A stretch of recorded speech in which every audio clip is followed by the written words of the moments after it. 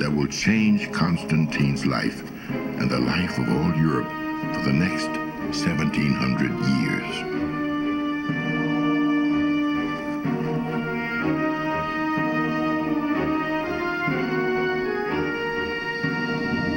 Looking up in the sky, Constantine sees the sign of the cross on the face of the sun. Up until this time, Constantine has been a traditional pagan, worshiping the gods of Rome. Now he is confronted with the miraculous symbol of the forbidden Christian religion. At the same time, he hears an awesome voice announce his destiny. And then he hears the voice say to him, "You are to conquer in this sign." And so he realizes that it's through Christ that he's going to win this battle. Right. The battle is completely successful. They beat the opponent. He is established as the sole emperor of the western part of the empire. And ever after that, he's a Christian. Yeah, okay. We're going to see. And so it was that the tiny sect of a Jerusalem rebel conquers the Roman Empire. The conversion of Constantine is one of the most important turning points in Christian history. Constantine immediately rewards his newly embraced religion by issuing the Edict of Milan, declaring official tolerance for Christianity throughout the empire. The Roman persecutions are over forever.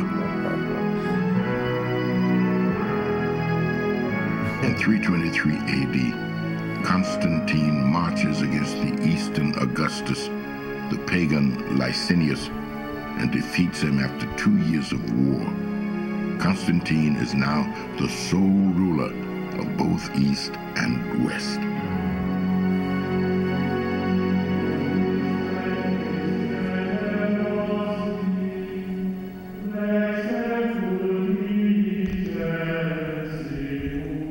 Here we go. The ceremonies to celebrate the reunification of the empire are Christian.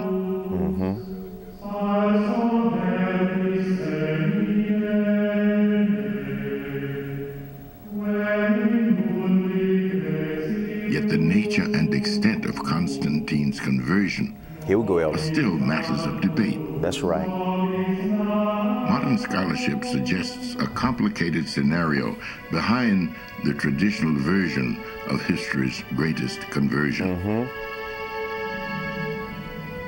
Some scholars claim that the god Constantine accepted that day at the Milvian Bridge was not Jesus, but the sun god Apollo. Could the reputed first Christian emperor have actually retained his paganism? Let's see.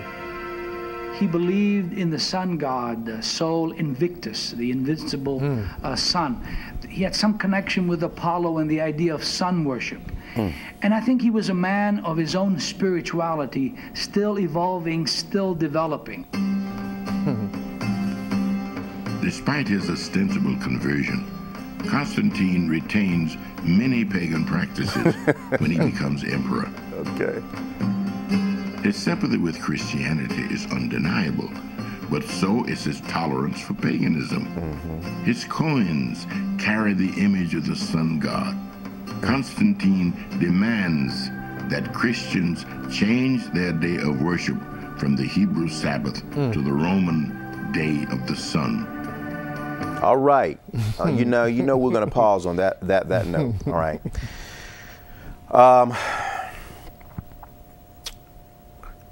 Viewers, make sure that you have your family members present.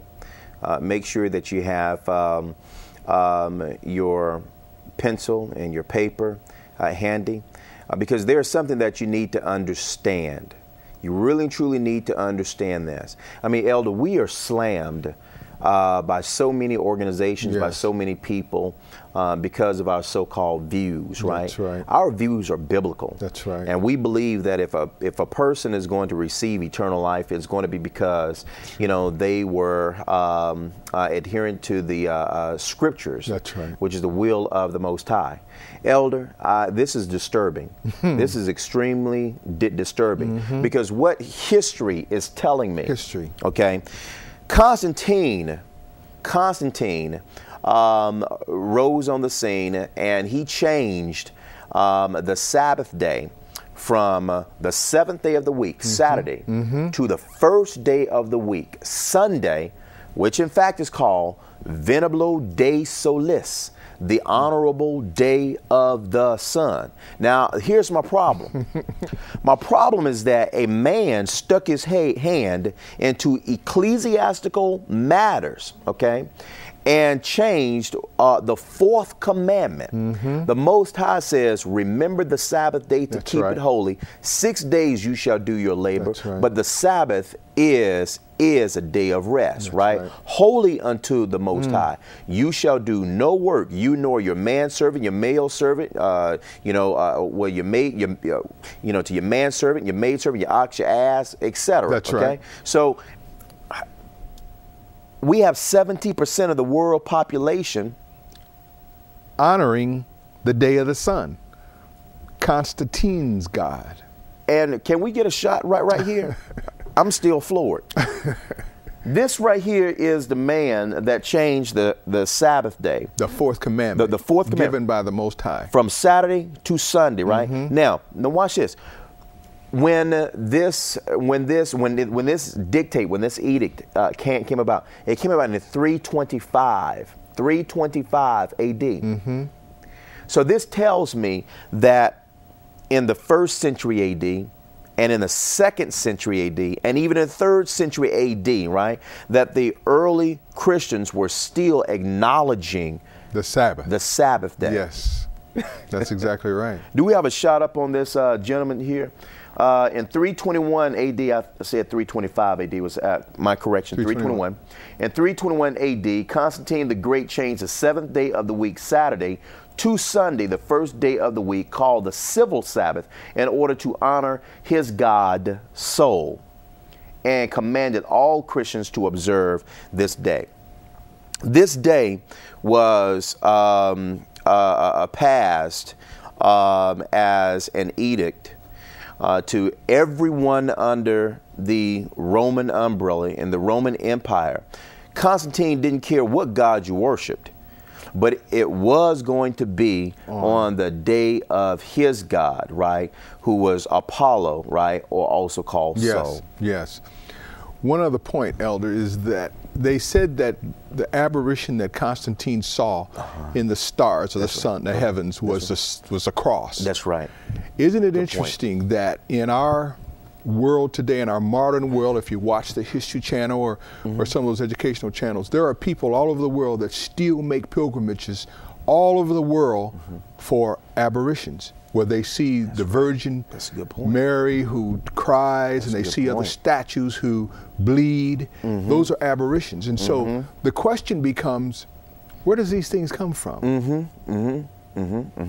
Yeah, that's a great point, Elder. Let's get a tight shot here, because we got the apparition of Mary, and gosh, I mean, she's seen all over the world and so forth and so on, right? That's another show. Do we have a tight shot here? Because I'd like for everyone to see this cross, okay?